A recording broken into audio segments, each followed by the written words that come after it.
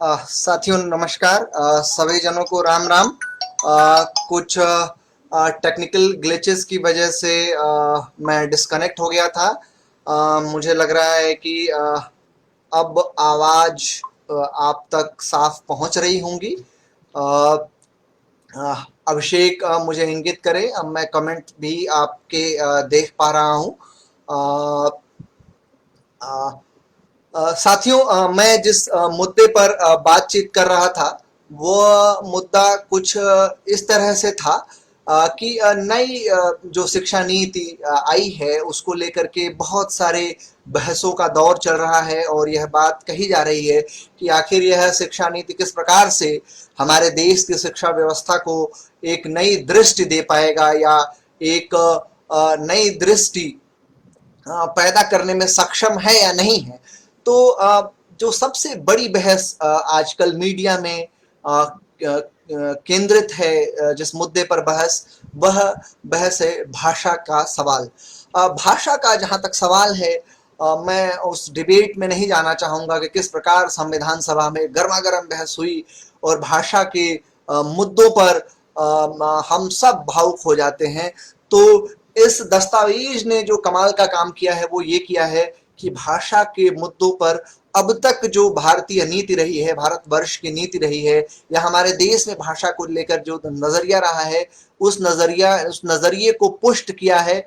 और three language formula जो कि 1956, 1961 और 1964-66 के कोठारी कमीशन के ने जिसके आसपास इसको बुना था, उसके आसपास उसी को पुष्ट इसमें भी किया गया है। जो राष्ट्रीय शिक्षा नीति है इसमें भी उसको आवाज दी गई है और कहा गया है कि बच्चों की जो शिक्षा है वह उनके अपनी मातृभाषा में होनी चाहिए। और बच्चे की शिक्षा जब मातृभाषा में होगी तो उसका लाभ यह होगा कि बच्चे जो विषय है उस विषय को ठीक तरीके से समझ पाएंगे। उनकी जो बहुत सारी एनर्जी भाषा को सीखने में बर्बाद हो जाती है वह बर्बाद नहीं होगी। इसी के साथ इस शिक्षा नीति में स्कूली व्यवस्था को लेकर के भाषा के सवाल को एड्रेस करने के साथ साथ उसके स्ट्रक्चरल चेंज की भी बात की गई है, जिसमें जो मेरी समझ और मेरा यह पसंदीदा विषय भी है कि early childhood care and education. अब तक किसी भी दस्तावेज में early childhood care and education पर बहुत लंबी बातचीत नहीं की गई है या इस संप्रत्यय की बहुत कॉन्सेप्चुअल भूमिका नहीं दी गई है। हालांकि 2013 में एक दस्तावेज आया जिसमें अर्ली चाइल्डहुड केयर की बात की गई थी और उस दस्तावेज को या उस पॉलिसी को इस पॉलिसी ने भी ऑप्ट किया है। अभिषेक ने यह सवाल पूछा कि त्रिभाषा सूत्र क्या है। 1961 में पूरे देश के मुख्यमंत्रियों की एक बैठक हुई और उस बैठक में यह तय किया गया कि एक भाषा या दो भाषा रखने से काम नहीं चलेगा, तीन भाषा पढ़ाया जाना जरूरी है। क्योंकि हमारे देश की का जो भाषिक चरित्र है वो बहुभाषिक चरित्र है। हमारे यहाँ एक या दो भाषाएं सामान्य है, हर कोई व्यक्ति एक या दो भाषा बोलता है।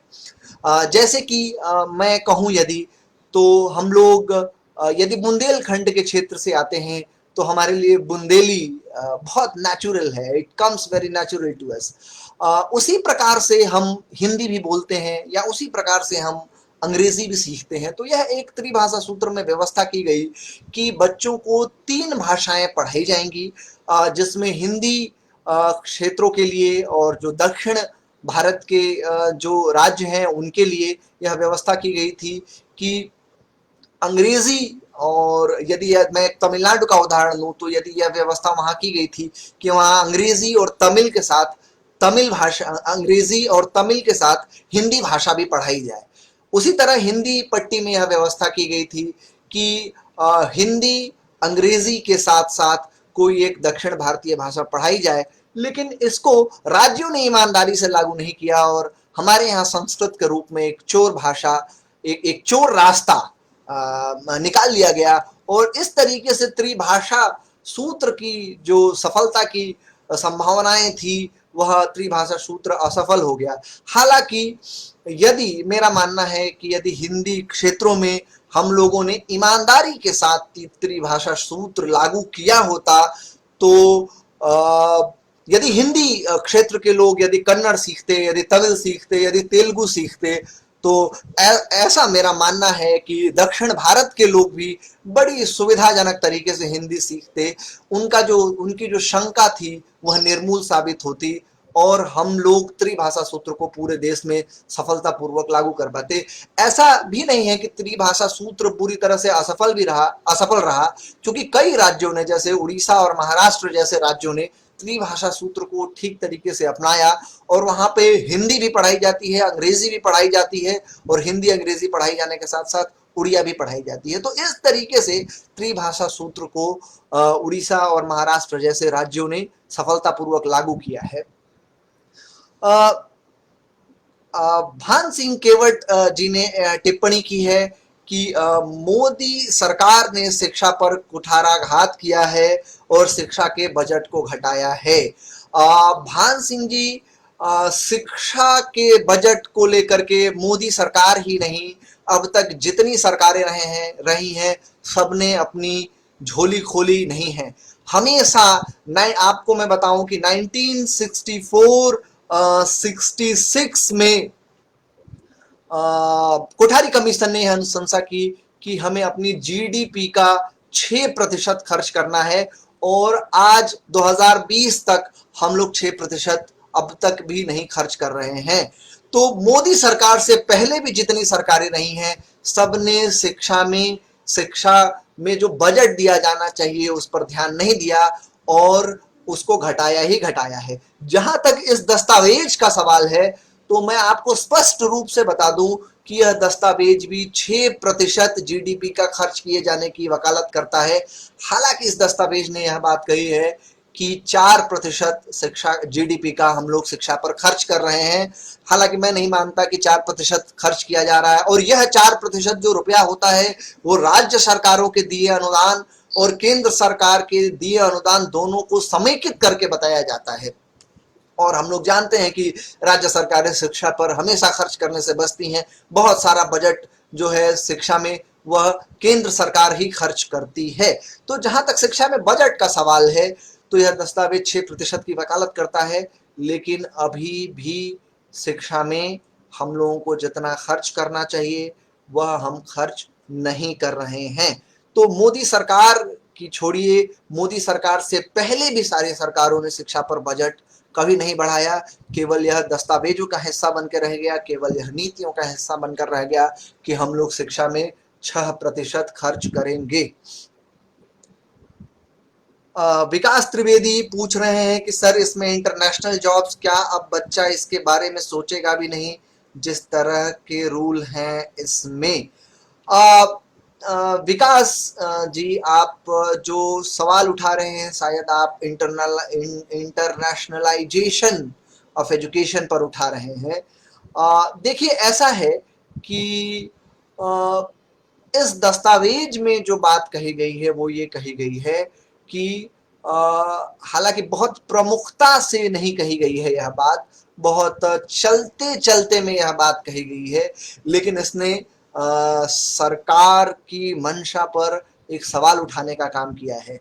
वह यह है कि क्या विदेशी विश्वविद्यालय हमारे यहाँ आएंगे और यदि हमारे यहाँ ये विदेशी विश्वविद्यालय आएंगे तो वो विश्वविद्यालय कौन से विश्वविद्यालय होंगे? क्या ऑक्सफोर्ड होंगे, ऑक्सफोर्ड जैसे विश्वविद्यालय, कैम्ब्रिज जैसे विश्वविद्यालय, हार्वर्ड जैसे विश्वविद्यालय होंगे या कोई अन्य विश्वविद्यालय होंगे? तो ये शंकाएं हैं। और जैसा कि हम जानते हैं कि पॉलिसी डॉक्यूमेंट्स जो होते हैं वह एक भविष्य दृष्टि रखते हैं, फ्यूचर विजन हमारे समक्ष रखते हैं। यह अपने आप में कानून नहीं होते हैं और जब इन दस्तावेजों के आधार पर कानून बनाया जाता है तब वो बाध्यकारी होते हैं। तो देखते हैं आगे कि प्लान ऑफ एक्शन कैसे इस दस्तावेज का जारी होता है और इंटरनेशनल यूनिवर्सिटीज के विषय में यह दस्तावेज किस तरह की ये सरकार किस तरह की दृष्टि हमारे सामने रखती है। इस दस्तावेज में तो चलते चलते इंटरनेशनल यूनिवर्सिटीज की बात की गई है कि इंटरनेशनल यूनिवर्सिटीज के कैंपसेस हमारे देश में खोले जाएंगे।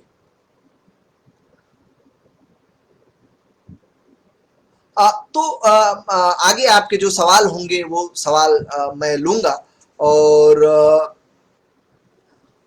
जो फंडिंग पे हम लोगों ने बात कर ली, फंडिंग के साथ साथ इसमें इक्वल अपॉर्चुनिटी पर बात की गई है कि जो गरीब तबके के बच्चे हैं, जो दलित बच्चे हैं, जो ओबीसीज हैं, जो मुस्लिम बच्चे हैं, उन बच्चों को भी, उन बच्चों तक भी शिक्षा आसानी से पहुंचे, ऐसी व्यवस्था हमें करनी चाहिए। और इसके लिए इस दस्तावेज में एट लेंथ बात की गई है और बड़ी अच्छी बातें की गई हैं।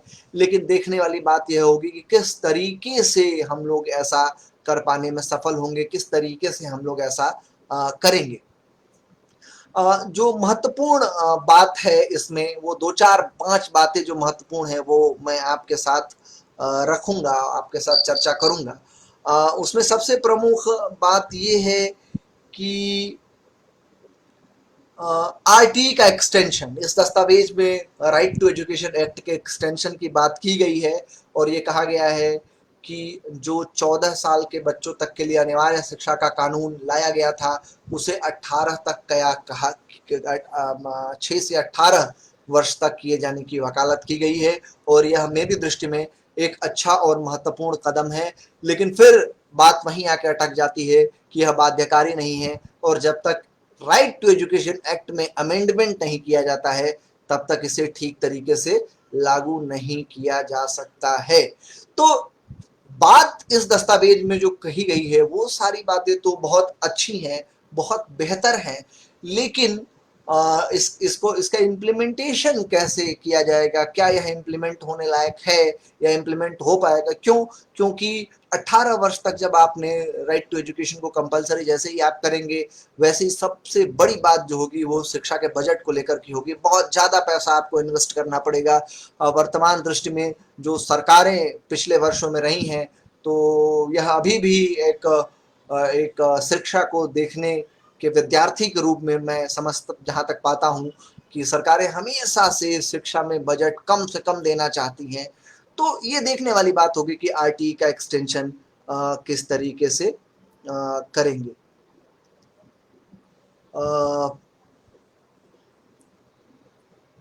विकास तिवारी ने कहा कि इसमें ऐसा कहा गया है कि कक्षा 8 तक अंग्रेजी नहीं पढ़ाई जाएगी। विकास जी, ऐसा इस दस्तावेज में कुछ नहीं है कि 8 तक अंग्रेजी नहीं पढ़ाई जाएगी। भाषा को लेकर के जो सवाल है वो ये है कि इस दस्तावेज में यह कहा गया है कि कक्षा 5 तक मीडियम ऑफ इंस्ट्रक्शन जो होगा वो हिंदी और हिंदी या अंग्रेजी जैसी इसमें बात नहीं की गई है। उसमें यह कहा गया है कि कक्षा 5 तक जो पढ़ाई लिखाई होगी वह मातृभाषा में होगी। इसका मतलब ये है, मातृभाषा जब भी हम कहते हैं, यदि हम बुंदेलखंड में हैं, यदि हम बांदा में हैं, यदि हम झांसी में हैं, तो वहाँ जो पढ़ाई लिखाई कक्षा 5 तक होगी वह मातृभाषा में होगी। जब कहा जाता है तो इसका मतलब है कि बुंदेली भाषा में वहाँ पढ़ाई कराई जाएगी 5वीं तक की। उसके बाद कक्षा 5 से 8 तक का जो आपने सवाल उठाया है उसका प्रति उत्तर ये है कि कक्षा 5 से 8 तक अंग्रेजी पढ़ाई जाएगी एक विषय के रूप में। मीडियम ऑफ इंस्ट्रक्शन जो होगा वह बाइलिंगुअल होगा। कहने का मतलब है कि मातृभाषा भी होगा और अंग्रेजी भी होगी। तो इस दस्तावेज में ऐसा नहीं कहा गया है कि 8 तक इंग्लिश नहीं पढ़ाई जाएगी। तो यह एक भ्रम है कि ऐसा इस दस्तावेज में कहा गया है कि 8 तक अंग्रेजी नहीं पढ़ाई जाएगी। शुभम श्रीवास्तव कहते हैं डिजिटल एजुकेशन हेतु कंटेंट तैयार करने को लेकर क्या नीति है? बहुत अच्छा प्रश्न है शुभम। इस पर बात नहीं हो रही है।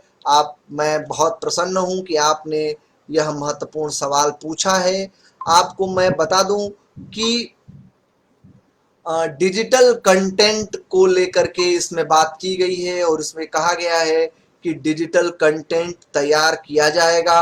स्वयं और दीक्षा जैसे प्लेटफॉर्म का और एक्सटेंशन किया जाएगा।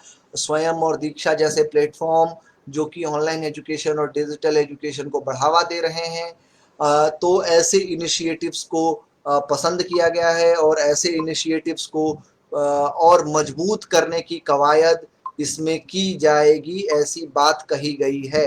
तो डिजिटल कंटेंट को लेकर भी दृष्टि इस दस्तावेज में साफ है कि डिजिटल कंटेंट्स को हम लोग बढ़ावा देंगे, डिजिटल कंटेंट्स को क्रिएट किए जाने पर बल दिया जाएगा। आगे बढ़ते हुए आगे जो भी प्रश्न होंगे उसको मैं लूँगा और मुझे उम्मीद है कि मेरी आवाज़ आप तक स्पष्ट रूप से पहुँच रही है। जो स्ट्रक्चरल चेंजेस शिक्षा को लेकर की जा करने को बात है, वो स्ट्रक्चरल चेंजेस भी इसमें सुझाव बहुत अच्छे हैं। जो अर्ली चाइल्डहुड एजुकेशन को लेकर के कहा गया कि 3 साल तक सबसे पहले तो प्री प्राइमरी एजुकेशन की जाएगी, उसके बाद 2 वर्ष तक पहली और दूसरी ग्रेड की पढ़ाई होगी, उसके बाद तीसरी, चौथी और 5वीं ग्रेड की पढ़ाई 3 वर्ष तक होगी, उसके बाद छठी, 7वीं और 8वीं ग्रेड की पढ़ाई 3 वर्ष तक होगी और 8वीं के बाद 9वीं, 10वीं, 11वीं, 12वीं यह 4 वर्ष की पढ़ाई होगी। तो इस तरीके से यह एक बेटर स्ट्रक्चरल चेंज की सिफारिश है और मुझे लगता है कि सरकार इसको करेगी। सरकार इस मामले में स्पष्ट है और सरकार इसके लिए निर्देश जारी करेगी। ये ऐसा इसलिए सरकार करेगी ऐसा मेरा मानना है क्योंकि यह काम उसे कागज पर करना है, इसके लिए उसे कोई बहुत पैसा इन्वेस्ट करने की ज़रूरत नहीं है। एक पॉलिसी सरकार बना देगी, एक अमेंडमेंट कर देगी, एक रेगुलेशन ला देगी कि अब जो पहले का स्ट्रक्चर था उसको एबॉलिश करते हुए सारे देश के स्कूलों के लिए यह स्ट्रक्चर लागू किया जाए और जैसे ही ऐसा किया जाएगा यह लागू हो जाएगा। तो मेरा मानना है कि यह एक अच्छा स्ट्रक्चरल रिफॉर्म है और यह स्ट्रक्चरल रिफॉर्म हमारे देश के एजुकेशन में एक महत्वपूर्ण बिंदु साबित होगा क्योंकि प्री प्राइमरी एजुकेशन अब तक ठीक तरीके से हमारे यहाँ नहीं थी और ऐसा किया गया है, तो यह एक अच्छी बात है, एक अच्छी कवायद है। अभिषेक प्रश्न पूछ रहे हैं कि क्या यह नीति सरकारी विद्यालयों तक ही सीमित रहेगी, पब्लिक स्कूल पर इसका क्या असर होगा? अभिषेक, सबसे पहले तो इस पेज से जुड़े अपने मित्रों को मैं यह बता दूं कि यह नीति लागू किया जाना मैंडेटरी नहीं है। यह नीति तब तक लागू नहीं होगी जब तक कि इसके लिए एक्ट नहीं बनाया जाता, इसके लिए कानून नहीं बनाया जाता और जब तक यह ऑब्लिगेटरी नहीं हो जाता। इस शिक्षा नीति में हम कोई भी बात कह दें, कुछ भी कह दें, वह कोई भी इसे मानने के लिए बाध्य नहीं है जब तक कि इस पर आधारित हम कोई कानून नहीं बना लेते। और यदि कानून बन जाता है तो वह सरकारी विद्यालयों के लिए भी मान्य होगा और पब्लिक स्कूलों के लिए भी मान्य होगा। जब तक इस पर कोई कानून नहीं बनता है तब तक न यह सरकारी विद्यालयों के लिए बाध्यकारी है और न ही यह प्राइवेट विद्यालयों के लिए बाध्यकारी है। तो यह एक दृष्टि स्पष्ट है इस दस्तावेज में कि या जब भी कोई पॉलिसी डॉक्यूमेंट, इसी पॉलिसी डॉक्यूमेंट के साथ ऐसा नहीं है, 1968 की भी जो पॉलिसी दस्तावेज हमारे सामने आया, 1968 के बाद 86 का भी दस्तावेज है, उसमें बहुत सी अच्छी अच्छी बातें की गई। उसमें कहा गया कि समझ का माध्यम जो है हमारी मातृभाषा होनी चाहिए, लेकिन आज तक नहीं हो पाया। पॉलिसीज का लीगल इम्प्लीकेशन नहीं होता है। जैसे ही राइट टू एजुकेशन एक्ट आया वह लीगल इम्प्लीकेशन हो गया और देखिए 25% जो EWS के बच्चों को शामिल किए जाने की बात है वह प्राइवेट स्कूलों के लिए भी है, वह सरकारी स्कूलों के लिए भी है। तो ये समझना जरूरी है कि यह पॉलिसी डॉक्यूमेंट है, इसकी कोई लीगल वैल्यू नहीं है। भान सिंह राजपूत कह रहे हैं कि आप इस नीति से उच्च शिक्षा नहीं मिलेगी, इसमें तो कक्षा 12 तक की शिक्षा निःशुल्क कर दी गई है। भगत सिंह राजपूत जी, इसमें कुछ भी निःशुल्क नहीं किया गया है। हाँ, निःशुल्क किए जाने की बात कही गई है। और बात किए जाने का मतलब यह कतई नहीं है कि वह निःशुल्क हो जाएगा। क्यों? क्योंकि फिर वही बात मैं बार बार रिपीट कर रहा हूं कि शिक्षा नीति का या किसी भी नीति का कोई भी लीगल इम्प्लीकेशन नहीं होता है।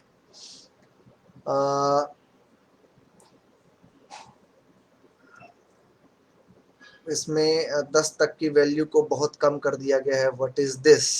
विकास तिवारी जी, आप अपने प्रश्न को जरा और स्पष्ट करें, मैं अभी आपके सवाल को ठीक तरीके से कॉम्प्रिहेंड नहीं कर पा रहा हूं। आगे मैं बढ़ता हूं और इस दस्तावेज में एक और महत्वपूर्ण बात जो की गई है और मुझे व्यक्तिगत तौर पे इस दस्तावेज की सबसे महत्वपूर्ण बात लगती है, वह है कि पैरा टीचर्स की व्यवस्था को खत्म करने की बात कही गई है। इसका मतलब जो शिक्षा मित्र और विद्यार्थी मित्र है, उनकी व्यवस्था को खत्म करने की अनुशंसा की गई है और यह कहा गया है कि फुल टाइम टीचर ही नियुक्त होने चाहिए, न कि पार्ट टाइम टीचर। तो ये एक अच्छी बात है इस दस्तावेज में कि इस तरह की बात की गई है, लेकिन फिर वही बात आके अटक जाती है कि यह कैसे लागू होगा, क्योंकि सरकारें तो हमेशा से ये चाह रही हैं और केवल मोदी जी की सरकार या केवल भारतीय जनता पार्टी की सरकार नहीं, सारी सरकारें, ये सरकारें कभी भी शिक्षा को पता नहीं, इसमें चूंकि इतना फंड नहीं आता या सरकारों की क्या मजबूरी होती है कि यह पैरा टीचर की व्यवस्था, यह एडहॉक टीचर की व्यवस्था प्राइमरी एजुकेशन से लेकर हायर एजुकेशन तक बनाई गई है। यह दस्तावेज में उसको समाप्त करने की बात की गई है, लेकिन यह कब तक या कहां तक हम इसमें सफल हो पाएंगे, यह देखने वाली बात होगी। भगत सिंह राजपूत ने एक बहुत अच्छा सवाल पूछा कि क्या इस शिक्षा नीति के लागू होने से शिक्षा का निजीकरण बढ़ेगा, और कवि नीतीश व्यास ने कहा कि नवागत लोकसभा सत्र में एक्ट बनने पर कार्य होना चाहिए, निजी स्कूलों में भी लागू होना चाहिए। तो सबसे पहले मैं नीतीश जी के प्रश्न का उत्तर के कमेंट का उत्तर दे दूं कि जब एक्ट बन जाएगा तो वह हर स्कूल पर लागू होगा, चाहे सरकारी स्कूल हो या प्राइवेट स्कूल हो, कोई उससे बच नहीं पाएगा। दूसरी बात, क्या इस शिक्षा नीति के लागू होने से शिक्षा का निजीकरण बढ़ेगा? देखिए, इस बात को लेकर बहस की जा रही है और सरकार की मंशा को लेकर सवाल उठाए जा रहे हैं, लेकिन इस दस्तावेज को पढ़ने से कहीं भी मुझे यह नहीं लगा कि सरकार निजीकरण को बढ़ावा देने के पक्ष में है। ऐसा इसलिए कि इस दस्तावेज में कई जगह पर इस बात का उल्लेख किया जा रहा है कि फिलैंथ्रोपी के थ्रू सरकार बजट बढ़ाएगी या फिलैंथ्रोपी के थ्रू पैसा इसमें लाया जाएगा। कहीं भी ये नहीं, और बल्कि सर इस दस्तावेज में तो ये कहा जा रहा है कि निजीकरण को जितना कम किया जाए उतना अच्छा है। तो मेरी दृष्टि में इस दस्तावेज में कहीं ऐसा नहीं है जिससे कि निजीकरण को बढ़ावा देने की बात कही जा रही हो, बल्कि इसमें कई ऐसे फैसले लिए गए हैं जिससे निजीकरण को एक बहुत बड़ा झटका लग सकता है। जैसे कि स्टैंड एलोन इंस्टीट्यूशंस को खत्म किया गया। जस्टिस वर्मा कमेटी ने यह सिफारिश दी थी कि जो स्टैंड एलोन इंस्टीट्यूशन है, फॉर एग्जांपल जो बीएड कॉलेजेस हैं, उनको खत्म करने की बात की जा रही है और ये कहा जा रहा है कि मल्टी डिसिप्लिनरी सेक्शंस चलाए जाएंगे, मल्टी डिसिप्लिनरी स्कूल चलाए जाएंगे। जबकि आप देखें तो लगभग 90% से भी अधिक stand alone institution teacher education में बीएड कॉलेजेस के रूप में है। तो जैसे ही ये पॉलिसी यदि ठीक तरीके से इंप्लीमेंट की जाती है, तो जो पॉलिसी में नियम बनाए गए हैं, जो रूल्स एंड रेगुलेशंस बनाए गए हैं, वो जैसे ही यदि कानून के रूप में इसको लागू किया जाएगा, मेरा मानना है कि निजी क्षेत्रों को एक बहुत बड़ा झटका लग सकता है। स्पेशली जो बीएड कॉलेजेस, जो इंजीनियरिंग कॉलेजेस, जो आईटीआई कॉलेजेस, जो पॉलिटेक्निक कॉलेजेस की मशरूमिंग हुई है उन पे। इसीलिए मेरा मानना है कि बड़ा मुश्किल है कि इसे लागू करेगी सरकार, क्योंकि सैकड़ों जनप्रतिनिधि ऐसे हैं जिनके स्वयं के कॉलेजेस हैं। तो ऐसी परिस्थिति में सरकार के सामने एक चुनौती होगा कि कैसे वह इस दस्तावेज की जो अच्छी बातें हैं, जिसमें स्टैंड अलोन इंस्टीट्यूशंस को समाप्त करने की या कम करने की बात की गई है, कैसे इसको लागू करते हैं हम लोग। तो मेरा मानना है कि इस दस्तावेज के यदि नियमों को यदि लागू किया जाएगा तो निजीकरण को कहीं से बढ़ावा नहीं मिलेगा। एक बात केवल जो संदेह पैदा करती है वो है इंटरनेशनल इंस्टीट्यूशंस को जो बुलाने की बात कही गई है, इंटरनेशनल इंस्टीट्यूशंस को भारत में कैंपसेस खोलने की जो आज़ादी दी जाएगी। लेकिन यदि इसमें कोई नियम बना दिया जाता है कि top 100, top 200, top 500, top 1000 institutions ही अपने ऑफ कैंपस यहाँ खोल सकते हैं या अपने कैंपस यहाँ खोल सकते हैं, तो भी उसको काउंटर किया जा सकता है। बस यही एक बात ऐसी कही गई है इस दस्तावेज में जो कि लोगों के मन में संदेह पैदा कर रही है। अदरवाइज इस दस्तावेज में कहीं ऐसी बात नहीं है कि निजीकरण को बढ़ावा दिए जाने जैसी बात है। इस नीति में तो अधिकांश कोठारी आयोग, मुदालियार आयोग और शिक्षा नीति के ही प्रावधान हैं। भगत सिंह राजपूत जी, यदि ऐसा है तो इसमें कोई बुराई नहीं है, क्योंकि 1964-66 के जो रिकमेंडेशंस हैं या 1986 या 1992 प्लान ऑफ एक्शन के जो रिकमेंडेशंस हैं वो अच्छे रिकमेंडेशंस हैं, और जब अच्छे रिकमेंडेशंस हैं तो उनको शामिल किया जाना एक महत्वपूर्ण कदम है और इसमें कोई बुराई नहीं है। हाँ, बहुत सारी चीजें नई हैं इसमें, ऐसा हम नहीं कह सकते कि केवल मुदालियर कमीशन या केवल कोठारी कमीशन के रिकमेंडेशंस ही हैं इसमें। जैसे अर्ली चाइल्डहुड एजुकेशन की बात 2013 की नई पॉलिसी 2013 में जो एक दस्तावेज आया था उसमें कही गई थी, उसके बाद इस नई शिक्षा नीति ने उसको अपना हिस्सा बनाया। प्री प्राइमरी एजुकेशन जोड़ा गया जो कोठारी कमीशन ने नहीं कहा था। इसके अलावा यदि हम देखें तो पैरा टीचर्स वगैरह की पर अच्छा खासा एट लेंथ बात की गई है दस्तावेज में, तो बहुत सारे नई चीजें इसमें हैं। इसलिए हम ये नहीं कह सकते कि रेपिटिशन है। इसमें क्लासिकल लैंग्वेजेस का बहुत भरपूर मात्रा में एक्सपोजर देने की भी बात की गई है कि क्लासिकल लैंग्वेजेस ऑप्शंस के रूप में रहें, तो बहुत सारी नई चीजें भी हैं और जो अच्छी पुरानी चीजें हैं वो भी हैं। जैसे कि लैंग्वेज को लेकर जो फार्मूला है उसको रिपीट किया गया है, कहा गया है कि इक्विटी बढ़ाई जानी चाहिए, इंक्लूसिवनेस को बढ़ाया जाना चाहिए, शिक्षा को डेमोक्रेटाइज किए जाने की जरूरत है। ये बातें अच्छी हैं और कोठारी कमीशन से लेकर सारे कमीशन वो बात, कोठारी कमीशन की बहुत सारी बातें 86 की पॉलिसी में भी थी। तो एक तरीके से ये चलता रहता है, जो अच्छी चीजें हैं वो बार बार रिपीट होती रहती हैं। जैसे कि यदि हम एक उदाहरण के तौर पे लें तो एक है कि ईमानदारी एक अध्यापकों में सर्वोच्च गुण होना चाहिए, तो वो सारे दस्तावेज इस बात को कहेंगे कि ऑनेस्टी एक टीचर के अंदर होनी चाहिए। तो जो अच्छी बातें हैं उनको रिपीट यदि किया गया है इस दस्तावेज में तो वो भी एक अच्छी बात है, एक अच्छा कदम है। अभी कहा गया था कि हमारे स्नातक बाजार के लिए बेकार है, क्या इस दस्तावेज में क्वालिटी को लेकर कोई प्लानिंग है? अभिषेक, क्वालिटी को लेकर इस दस्तावेज में बात तो की गई है, क्योंकि अब तक हम लोग जानते हैं कि हमारे देश में जब भी हम प्राइमरी एजुकेशन की बात करते हैं तो प्राइमरी एजुकेशन की बात करते ही केवल एक्सेस पे बात करते हैं, हम लोग क्वांटिटी पे बात करते हैं, ग्रॉस एनरोलमेंट रेशियो पे बात करते हैं। लेकिन इस दस्तावेज में अब ये बात कही गई है कि क्वांटिटी के साथ साथ हमें क्वालिटी पर भी ध्यान देने की जरूरत है। कैसे?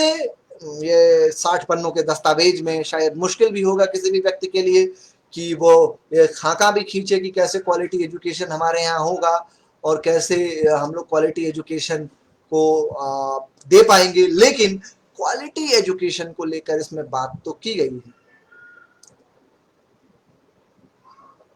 दूसरी बात जो आप कह रहे हैं कि क्या हमारे स्नातक बाजार के लिए बेकार हैं, इसको लेकर के एक दृष्टि जरूर इस दस्तावेज में है। वह दृष्टि किस तरीके से है कि कक्षा 6 से लेकर के आगे ऑनवर्ड्स ये कहा गया कि थोड़ा सा स्किल एजुकेशन का एक्सपोजर दिया जाएगा, जिसको लेकर के बहुत हंगामा हो रहा है कि क्या बच्चों को बढ़ई बनाया जाएगा, क्या बच्चों को पेंटिंग करना यदि सिखाया जाएगा तो क्या बच्चों को पेंटर बनाया जाएगा। ऐसा कहीं नहीं है कि बढ़ई बनाया जाएगा या पेंटर बनाया जाएगा या क्या बनाया जाएगा उसको, लेकिन यह बात जरूर है कि हैंड्स ऑन ट्रेनिंग दी जाएगी और यह मेरी दृष्टि में एक अच्छा कदम है, एक अच्छा प्रैक्टिस है। क्योंकि अभी भी आप भारत के यदि टॉप स्कूल्स का सर्वेक्षण करेंगे तो आप पाएंगे कि वहाँ कक्षा 6 से हैंड्स ऑन ट्रेनिंग है। हैंड्स ऑन ट्रेनिंग की बात ये कोई नई नहीं है, बहुत पहले वर्धा में बुनियादी शिक्षा की जब बात की, बुनियादी तालीम की जब बात की महात्मा गांधी ने, तो उन्होंने वोकेशनल एजुकेशन की बात की थी। तो ये एक अच्छी बात है और मेरी दृष्टि में यदि हम ऐसा कर पाएंगे तो हमारे स्नातक जो हम पैदा करेंगे वह बाजार के लिए मुफीद होंगे, बाजार के लिए योग्य होंगे, बाजार के लिए काबिल होंगे, तो उन्हें बाजार में भी जगह मिलेगी। तो ये एक अच्छा कदम है। और आप यदि देखें तो कक्षा 6 से जो वोकेशनल एजुकेशन की बात की जा रही है उसमें कंप्यूटर कोडिंग की भी बात है, नेटवर्क की भी बात है। दस्तावेज में इस तरह की दृष्टि नहीं है, लेकिन वोकेशनल एजुकेशन का मतलब केवल ये नहीं होता कि उसको लकड़ी काटना सिखाया जाएगा, उसको दीवार चुनना सिखाया जाएगा। वोकेशनल एजुकेशन का मतलब है कि आपको आज जो नए नए जॉब्स इमर्ज हो रहे हैं, आप 10 साल बाद वी कैन नॉट प्रेडिक्ट कि किस तरह के जॉब हमारे सामने होंगे। तो इस समस्या को देखते हुए इस दस्तावेज में यह व्यवस्था की गई है कि कक्षा छठी से लेकर के हम लोग ऑनवर्ड्स वोकेशनल एजुकेशन देंगे, और इससे लाभ यह होगा कि बच्चे हैंड्स ऑन ट्रेनिंग पाएंगे। उन्हें कम से कम छोटी छोटी चीज़ें के लिए बाजार पे निर्भर नहीं रहना पड़ेगा या अन्य लोगों पर निर्भर नहीं रहना पड़ेगा। जैसे आप अमेरिकन स्ट्रक्चर देखें या यूरोपियन स्ट्रक्चर देखें तो वहाँ बड़ा सा बड़ा व्यक्ति भी होटल में काम करता है, या बड़े से बड़े व्यक्ति का बच्चा भी होटल में काम करता है, और या जो कुक का काम करता है, या जो सर्विस देते हैं उनका काम करता है, मैनेजर के काम करते हैं, कपड़ों की दुकान में काम करते हैं, मॉल्स में काम करते हैं। तो ये एक जो माइंडसेट है कि एलीट क्लास के बच्चे ऐसा क्यों सीखें, तो उसको एक तरीके से तोड़ने की बात है। तो ये बड़ा अच्छा कदम है जो कक्षा 6 से इंटर्नशिप लागू करने की बात है। अशोक प्रताप सिंह पूछ रहे हैं कि सर्व शिक्षा अभियान की क्या स्थिति रहेगी। सर्व शिक्षा अभियान तो एक तरीके से वाजपेयी जी के समय शुरू हुआ था, अटल बिहारी वाजपेयी जी के समय शुरू हुआ था, और सर्व शिक्षा अभियान आज़ादी के बाद से के शुरू शिक्षा अभियानों में सबसे महत्वपूर्ण और सबसे बड़ा अभियान माना जाता है। तो सर्व शिक्षा अभियान को लेकर के कहीं इसमें कोई उस तरीके की बात नहीं की गई है। हालांकि आरटीई को लेकर जरूर बात है कि आरटीई का एक्सटेंशन किया जाएगा, और आरटीई और सर्व शिक्षा अभियान एक दूसरे से जुड़े हुए हैं। अतः हम यह कह सकते हैं कि सर्व शिक्षा अभियान की स्थिति मजबूत ही होगी यदि इसके रिकमेंडेशंस को सरकार फॉलो करेगी या मानेगी तो। नीति निर्माताओं के बच्चे विदेश में, जनता के बच्चे मातृभाषा में और रोजगार अंग्रेजी में, इस पर विचार बताएं। सर बहुत अच्छा सवाल है भगत सिंह राजपूत जी, और मैं आपका आभारी रहूंगा कि आपने यह सवाल पूछा। नीति निर्माताओं के बच्चे विदेश में, इसीलिए तो अब इन्होंने सोचा कि क्यों डॉलर में खर्च करें, इसीलिए विदेश की यूनिवर्सिटीज को अपने यहाँ बुला लिया, कहा कि अब आप आइए हमारे यहाँ कैंपसेस खोलिए। तो इसको लेकर अभी दृष्टि साफ नहीं है में, और जनता के बच्चे मातृभाषा में और रोजगार अंग्रेजी में। इस दस्तावेज में भाषा को लेकर जो बात कही गई है वो ये कहा गया है कि मातृभाषा में जो मीडियम ऑफ इंस्ट्रक्शन होगा वो मातृभाषा में होगा, अंग्रेजी नहीं पढ़ाई जाएगी, ऐसा कहीं नहीं है इस दस्तावेज में। कक्षा 5वीं तक अंग्रेजी एक विषय के रूप में पढ़ाया जाएगा, तो ऐसी कोई समस्या नहीं है कि कोई अंग्रेजी नहीं सीख सकता। क्यों? क्योंकि 5वीं तक अंग्रेजी एक विषय के रूप में रहेगा, विषय के रूप में तो रहेगा ही। 6ठी से 8वीं तक बाइलिंगुअल रहेंगे, उसमें भी अंग्रेजी पढ़ाया जाएगा, और 8वीं से 12वीं तक में भी अंग्रेजी एक विषय के रूप में और बाइलिंगुअल मौजूद रहेगा। तो मेरी दृष्टि में ऐसा कोई खतरा नहीं है कि अंग्रेजी नहीं जानेंगे और रोजगार अंग्रेजी में है। जैसे ही मातृभाषा को मीडियम ऑफ इंस्ट्रक्शन के रूप में कंपलसरी किया जाएगा, ऐसा मेरा मानना है, मैं गलत भी हो सकता हूं, वैसे ही धीरे धीरे जो जॉब का नेचर है, धीरे धीरे जो जॉब है वो भी मातृभाषा में भी मिलने लगेगी। एक जापान का मैं उदाहरण लेता हूं। यदि आप जापान के अध्यापकों से संपर्क करेंगे, चाहे स्कूल एजुकेशन के चाहे यूनिवर्सिटी के, तो आप यह पाएंगे कि वो अध्यापक अंग्रेजी ठीक से नहीं जानते। वो चूंकि पढ़ाई लिखाई उनकी जापानी में हुई है, जब जापानीज लैंग्वेज में पढ़ाई लिखाई हुई तो अंग्रेजी ठीक से कहां से जानेंगे, बहुत कम अंग्रेजी जानते हैं।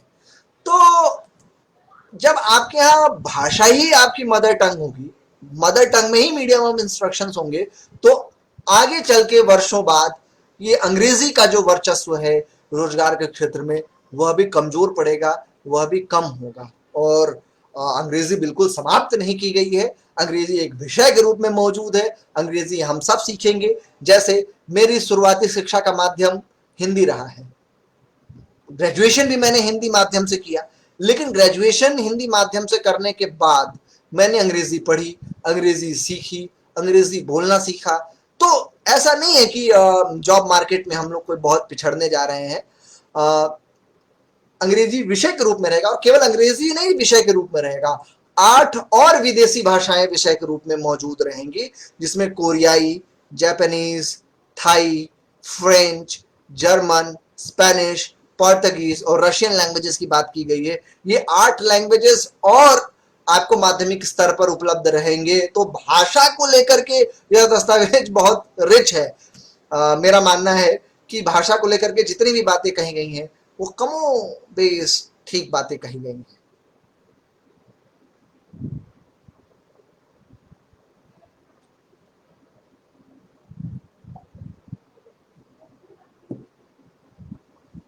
अभिषेक ने सवाल पूछा कि शिक्षकों को भी खुद को नए माहौल में ढालना होगा, उनके प्रशिक्षण को लेकर क्या दृष्टि है। देखिए, शिक्षक प्रशिक्षण का मसला बहुत महत्वपूर्ण मसला है। जो जिस तरह के बीएड कॉलेजेस हमारे पास हैं, उस तरह के बीएड कॉलेजेस जो हैं वो बहुत पुअर क्वालिटी के कॉलेजेस हमारे पास हैं, और ये ऐसा मैं नहीं कह रहा हूँ, ऐसा जस्टिस वर्मा कमेटी कह रही है। इस दस्तावेज में शिक्षक प्रशिक्षण को सुधारने की बात की गई है और टीचर एजुकेशन पर एट लेंथ बात हुई है, और ये कहा गया है कि अब स्टैंड एलोन बीएड कॉलेजेस नहीं होंगे। इसका मतलब है मल्टी डिसिप्लिनरी कॉलेजेस में टीचर्स को पेडागोजी पढ़ाया जाएगा। 4 वर्षीय वह कोर्स होगा। जिसको अध्यापक बनना है वो 12वीं के बाद तय कर ले कि मुझे अध्यापक बनना है, और जैसे ही वो तय कर लेता है कि मुझे अध्यापक बनना है, उसके बाद वह एक दृष्टि में हम यह बात समझ सकते हैं कि जैसे ही वह 12वीं तक के बाद तय करता है, 12वीं के आगे 4 वर्ष का उसका प्रोग्राम होगा, और उसमें वो विषय भी पढ़ेगा और पेडागोजी भी पढ़ेगा। तो यह मेरी दृष्टि में एक अच्छा फैसला है। पूरी दुनिया में ऐसा ही होता है। हम लोगों ने अपने यहाँ अलग से 1 साल की ट्रेनिंग की व्यवस्था कर दी थी, जो कि ultimately national council for teacher education के तत्वावधान में चलता था, और national council for teacher education ने एक तरीके से एक ऐसी संस्था साबित की हुई जिसने कि इस क्षेत्र में भ्रष्टाचार को बढ़ावा दिया, और ये इसको समाप्त किए जाने का फैसला लेकर के मुझे लगता है कि ये फैसला लागू भी होगा आगे चलकर। एक बहुत अच्छा काम किया है, एक बहुत समझदारी का काम किया है।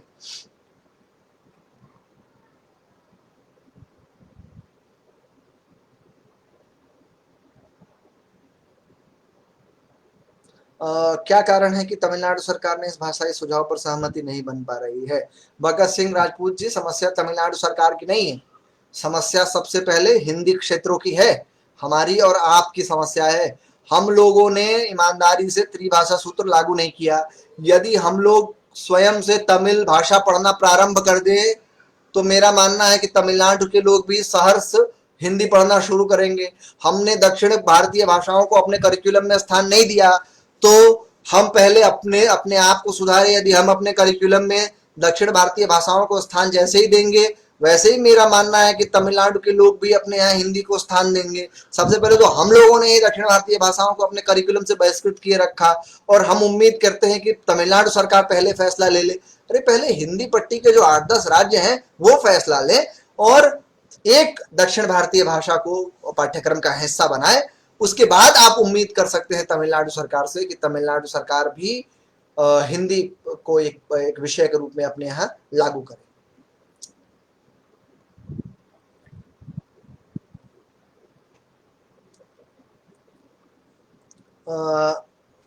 राइट टू एजुकेशन में 2 कमियां थी।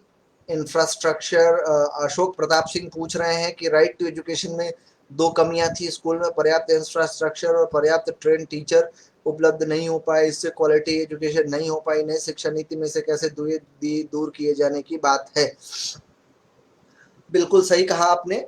ट्रेंड टीचर और घटिया इंफ्रास्ट्रक्चर एक मेजर चैलेंज था हमारे सामने, और नई शिक्षा नीति में यह बात कही गई है कि हमें शिक्षकों की नियुक्ति करनी पड़ेगी, शिक्षकों की नियुक्ति बढ़ाना पड़ेगा।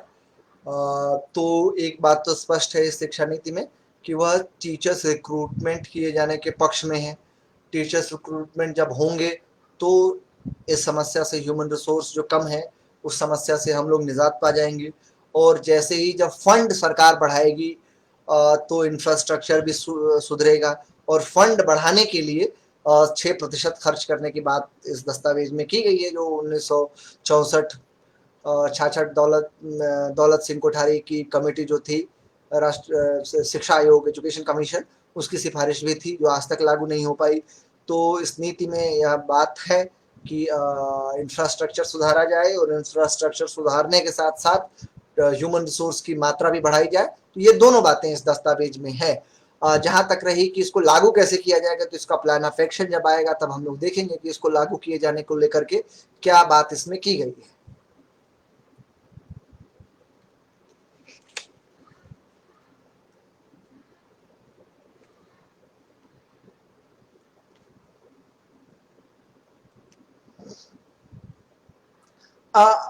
इसी के साथ मैं अपनी बात अब मैं कंक्लूड करूंगा इस दस्तावेज को लेकर के। इस दस्तावेज में 2-3 और महत्वपूर्ण बातें हैं जिनकी चर्चा इस व्याख्यान में करने के बाद मैं अपनी बात को कंक्लूड करूंगा। सबसे अच्छी बात जो है वो इस दस्तावेज में यह है, कई अच्छी बातें हैं, अच्छी बातों से यह दस्तावेज भरा हुआ है, बस समस्या लागू करने की है। एक अच्छी बात इसमें है कि मल्टीपल एंट्री और मल्टीपल एग्जिट लागू किया गया है। इसका मतलब है कि यदि आपने ग्रेजुएशन में एडमिशन लिया और ग्रेजुएशन में प्रथम वर्ष के बाद आप कंटिन्यू नहीं कर पाए, तो प्रथम वर्ष का आपको एक सर्टिफिकेट दे दिया जाएगा। यदि द्वितीय वर्ष तक आपने किया तो आपको एक डिप्लोमा दे दिया जाएगा। यदि तृतीय वर्ष तक आपने किया तो आपको डिग्री दी जाएगी। तो इसका मतलब है कि आप यदि 1 साल भी पढ़ाई करते हैं तो उस पढ़ाई की भी वर्थ होगी, जो कि पहले बेकार हो जाती थी और उस डिग्री का कोई मतलब नहीं होता था। तो ये एक मल्टीपल एंट्री और मल्टीपल एग्जिट अच्छा प्रावधान है। दूसरा, जो कंपार्टमेंटलाइजेशन था नॉलेज का, उसको तोड़ने की कोशिश की गई है। इस दस्तावेज में कहा गया कि अब मल्टी डिसिप्लिनरी होंगे, मतलब आईआईटीज में केवल टेक्निकल पढ़ाई नहीं होगी, आईआईटीज में ह्यूमैनिटीज के भी विषय उपलब्ध होंगे, और ह्यूमैनिटीज के विषय लेने कंपलसरी किए जाएंगे। चाहे आप पेंटिंग ले, चाहे आप म्यूजिक ले, चाहे आप फिलोसफी ले, चाहे आप संस्कृत लें, तो इस तरह के विषय टेक्निकल इंस्टीट्यूशंस में भी दिए जाएंगे। यह एक महत्वपूर्ण कदम है। तो इन दोनों बातों को शामिल यदि कर लिया जाए तो हम देखेंगे कि जो पूरी दुनिया में बेस्ट ट्रेंड्स हैं, उन सारे बेस्ट ट्रेंड्स को इसमें शामिल किया गया है। और खास बात है कि उनको, जैसे हम हमारे यहाँ कहा गया, बड़ा अच्छा सुनने में लगा, वेस्ट में ह्यूमन रिसोर्स डेवलपमेंट, तो उसको लागू कर दिया गया 80s के दशक में। तो वो एक वेस्ट में जो भी डिस्कोर्स चलता है, हम लोग बड़ा ऐसे सर उठा के उस डिस्कोर्स को देखते हैं और उसको तुरंत अपने यहाँ इम्प्लीमेंट कर देते हैं। तो इसमें जो भी हम विदेशी शोधों को या भारतीय विदेशी शोधों को भी जो जगह दी गई है, उसके लिए भारतीय नजरिया रखा गया है इस दस्तावेज में। यह एक महत्वपूर्ण परिवर्तन पॉलिसी के स्तर पर है। इसे लागू करने के लिए क्या समय सीमा तय की गई है? अभिषेक, किस चीज को लागू करने की बात आप पूछ रहे हैं, यह स्पष्ट नहीं है आपके प्रश्न में। सर, इस नीति में नए स्कूल खोलने का क्या प्रावधान है? नए स्कूल खोले जाने के जो प्रावधान पहले हैं वही प्रावधान रहेंगे। नए स्कूल खोले जाने के लिए कोई नए प्रावधानों की चर्चा इस नीति में नहीं है। इस तरीके से हम लोग देखें तो रिसर्च फंडिंग को लेकर भी इस दस्तावेज में एक दृष्टि है कि रिसर्च की पुअर सिचुएशन को देखते हुए रिसर्च फंडिंग को बढ़ाई जाएगी। बेहतर होता कि इस दस्तावेज में नए नए फेलोशिप्स भी शुरू किए जाने की बात की जाती, जो कि इस दस्तावेज का मैं एक ड्रॉबैक मानता हूँ। यदि इसमें 2-4-10 नए फेलोशिप शुरू किए जाने की भी बात की जाती तो यह एक अच्छी बात होती शोध के लिए। अभिषेक ने पूछा कि शिक्षा नीति, तो शिक्षा नीति को लागू किए जाने के लिए कोई समय सीमा नहीं निर्धारित की गई है।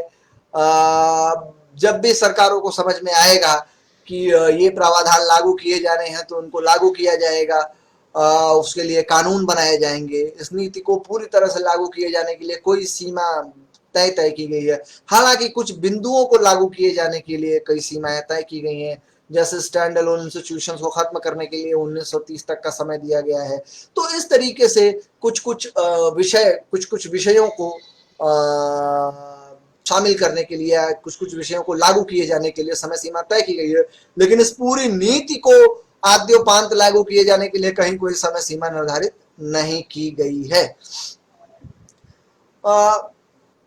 इस दस्तावेज को लेकर के जो भी कंफ्यूजन है या जो भी संदेह होना स्वाभाविक है। सबसे अच्छी बात है कि यह दस्तावेज बहुत सारे लोगों से उनके संदेहों को, उनके प्रश्नों को सम्मिलित करते हुए निर्मित किया गया था। तो इसमें बहुत सारी बातें आ गई हैं। कस्तूरी रंगन जैसे बड़े वैज्ञानिक इसके अध्यक्ष थे, तो बहुत सोच समझ के इस दस्तावेज का निर्माण किया गया है और इस दस्तावेज का निर्माण इतना सोच समझ के किया गया है कि इसका विरोध करने वालों को इसमें विषय ढूंढना मुश्किल हो रहा है। बहुत सुपरफिशियल लेवल पे इसका विरोध किया जा रहा है। मेरा मानना है कि सरकार की दृष्टि इस दस्तावेज में स्पष्ट है। सरकार अपनी बातों को इस दस्तावेज में रख रही है।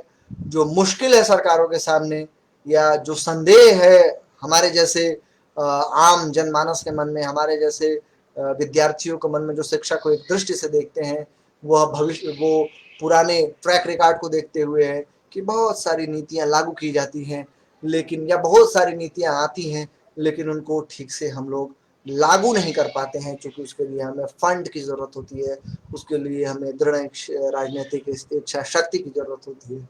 तो वो देखने वाली बात होगी कि हम किस प्रकार से लागू इसको करेंगे। आप सब मुझसे जुड़े रहे। आप सब ने अपने सवालों को मुझसे पूछा और यह मंच एक अकादमिक विमर्श को बढ़ावा देने का भी काम कर रहा है। बुंदेली लोगों को, बुंदेली भाषा को, बुंदेल की संस्कृति को मैंने नज़दीक से देखा है, जाना है, समझा है। मेरे बहुत सारे मित्र बुंदेलखंड से हैं, बुंदेल क्षेत्र से हैं और मेरा बुंदेल के कल्चर से बड़ा गहरा नाता भी है, उनसे लगाव भी रहा है। और आज इस मंच पर आकर के लोक से जुड़कर, बुंदेल लोक से जुड़कर मुझे बहुत अच्छा लगा और आप लोगों से एक अकादमिक विषय पर विमर्श भी हुआ। तो इसी के साथ मैं अपनी बात समाप्त करूंगा एक आखिरी प्रश्न लेकर के, जो कि भगत सिंह राजपूत पूछ रहे हैं कि सर, अगर इस नीति के अध्यक्ष एक वैज्ञानिक की जगह एक शिक्षा शास्त्री होते तो क्या प्रभाव होता। भगत सिंह जी, सबसे आपको इस प्रश्न का मैं जवाब आपको बड़े ठीक तरीके से देना चाहता हूँ, जिससे कि आपको यह कंफ्यूजन न रहे। कोठारी कमीशन, जिसके कि अध्यक्ष दौलत सिंह कोठारी थे, वह एक वैज्ञानिक थे। उसके अलावा यदि आप आगे बढ़े, प्रोफेसर यशपाल, जिन्होंने कि Yashpal commission, famous Yashpal commission के जो अध्यक्ष थे, लर्निंग विदाउट बर्डन जो दस्तावेज बना उसके कर्ता धर्ता थे, वह भी एक वैज्ञानिक थे। वैज्ञानिक होने का मतलब यह कतई नहीं है कि कोई वैज्ञानिक है तो वो शिक्षा शास्त्री नहीं है।